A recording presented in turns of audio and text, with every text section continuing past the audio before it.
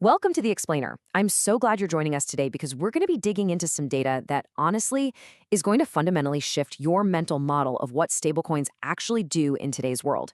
If you still think of stablecoins as just a temporary waiting room for crypto traders, well, you're about to see a completely different picture. The data we're unpacking today proves that stablecoins are actively transforming the entire global financial landscape right under our noses. So let me start by throwing a pretty staggering statistic your way. Why in the world would anyone willingly pay a 62% premium just to get their hands on digital dollars?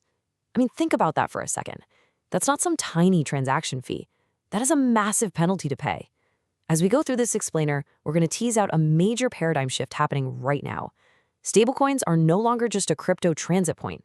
For millions of people, they've literally become a global lifeboat. Okay, let's dive straight into this. Section 1, a new financial reality. The foundation of this whole shift really comes down to human behavior. You see, a trader optimizes for cost, but a saver pays for safety. And stablecoins have become the destination where capital actually settles safely. Just take a look at traditional finance-linked perpetuals, which are basically contracts letting you hold traditional assets indefinitely without them expiring. They reached 11% of total perpetuals volume in just the first 5 months of 2026, with a total aggregate volume crossing $1.1 trillion. What this tells us is that users are getting 24/7 exposure to equities and traditional assets, they're getting direct ownership, and they're completely bypassing the legacy intermediaries and those annoying settlement delays. That brings us right to Section 2, the new savings account. Think about the interest you're currently earning in your own traditional bank account right now. Think about the minimum balances, the localized restrictions, all the hoops you have to jump through just to get it. And this brilliantly illustrates why capital is migrating so incredibly fast.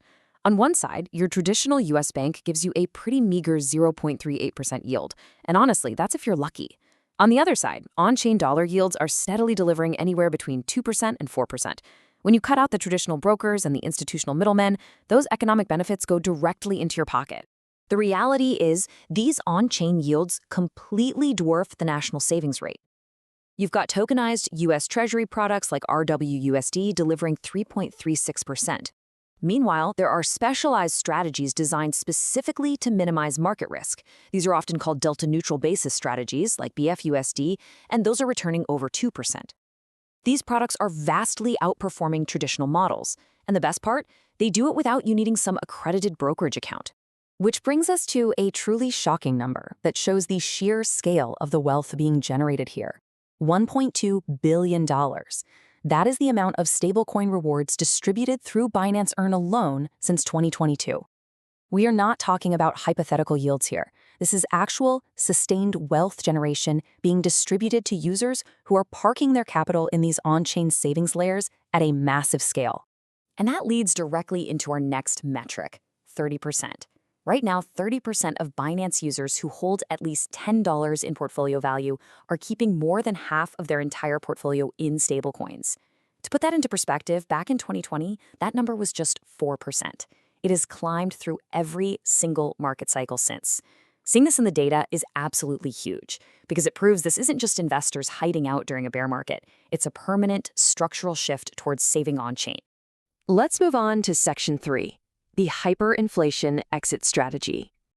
Now, what's really interesting about this data is that we have to look beyond developed markets to see the true urgency of this technology. Consider the premium users are willing to pay above the official exchange rate just to buy stablecoins. In normal inflation environments, people pay a standard 4% transaction cost. But for folks in emerging markets facing severe currency devaluation and strict capital controls, stablecoins are acting as a vital, borderless digital dollar savings account. In those hyperinflation economies, users are paying a massive 62% premium just to preserve their purchasing power. I really want to pause and let this quote from the research sit for a moment. No one pays 62% above the official exchange rate for convenience. They pay it for an exit. This captures the reality on the ground so perfectly. Absorbing a 62% penalty isn't rational trading behavior. It's wealth preservation under extreme economic duress.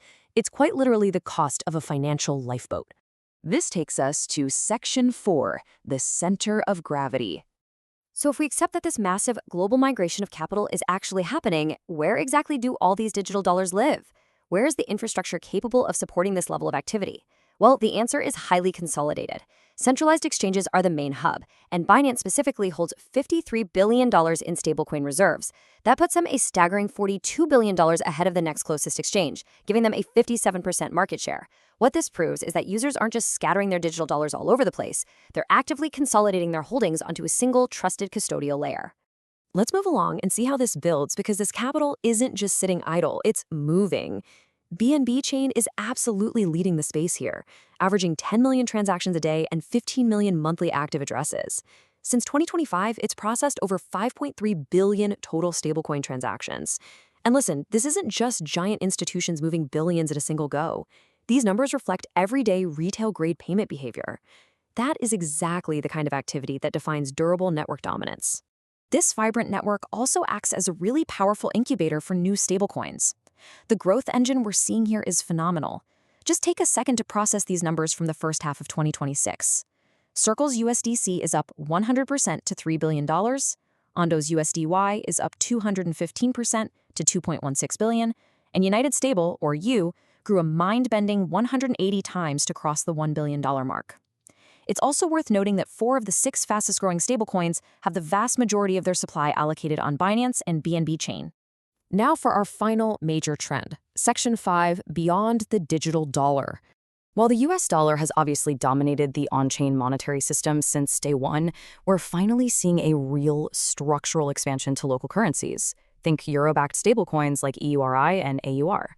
This is a massive leap forward because it completely eliminates the unnecessary conversion friction and exchange rate risk for users operating globally. Since 2025, cumulative trading for non-dollar stablecoins has surpassed a $5 billion baseline. And even more importantly, we're seeing sustained average monthly volumes of $316 million. This demand is compounding steadily. It's not just episodic speculation anymore, it's real-world utility taking root. Which leaves us with the ultimate question as we wrap up this explainer. We've seen the data, we know for a fact that stablecoins are no longer just for crypto trading. So if stablecoins are already functioning as the new global savings account for everyday individuals and as a superior 24/7 settlement layer for big institutions, how much of the legacy financial system is inevitably going to migrate to these new rails? And perhaps the even bigger question, how fast? I really hope this shifted your perspective today. Keep learning, keep exploring, and I will see you in the next one.